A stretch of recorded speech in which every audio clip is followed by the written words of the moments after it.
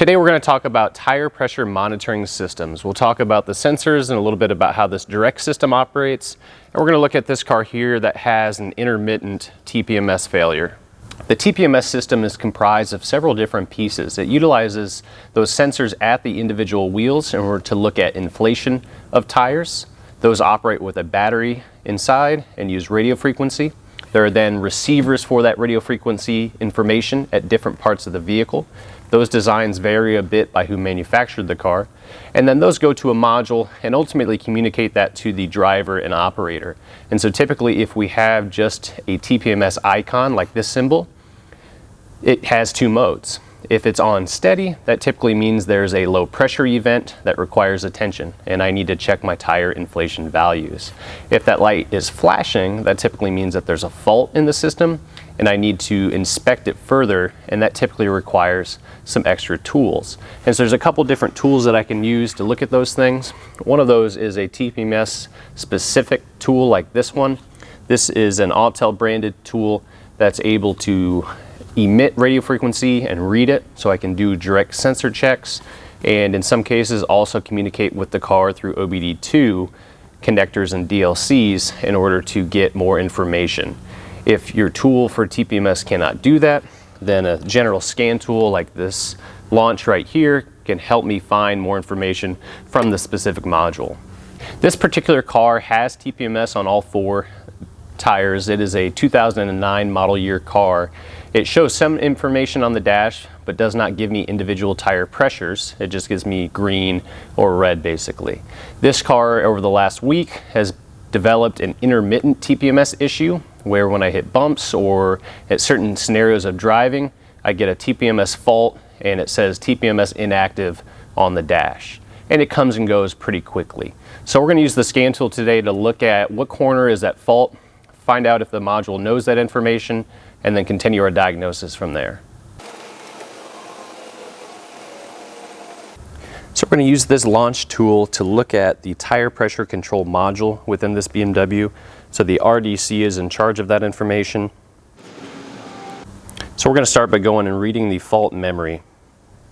So here I get a fault code and it tells me specifically which transmitter has been an issue. And so it's telling me that the transmitter in the front right is giving trouble. And so now I know I can go focus on the right front. Another thing that I can do on a scan tool like this, if I have a TPMS module access, is that I can go to data stream and I can look at measurements for individual wheels.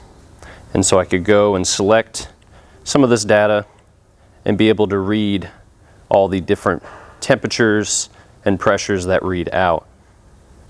So the other tool that we can use is the small TPMS specific tool. This one happens to be an Autel tool. And so it has a bunch of different elements within it. I can go and I can tell it the exact car that I'm working on. I go by the model and often production date. It helps establish which frequency these sensors should communicate at. And then gives me some opportunity to scan sensors and look at all of the sensors, look at an individual sensor, as well as go through programming and relearning if I had to make a replacement or a service. And so if I want to scan this individual sensor that we think has a problem, I go to scan single, hit trigger, I hold it next to it, you hear the beep, and then it gives me feedback as far as what the identification number is for that TPMS sensor, as well as the temperature, the pressure that it's reading right now, as well as the voltage.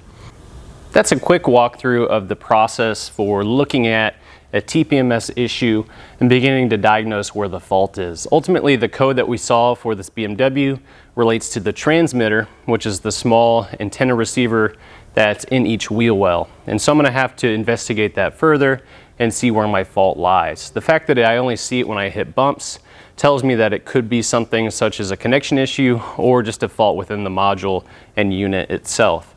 Our check at the wheel proved out well. It showed us that the sensor within the tire and wheel assembly was able to provide pressure, temperature, and its own information. Some other really common TPMS service ideas that we need to pay attention to are the ones that happen on basic services like an oil change and a tire rotation.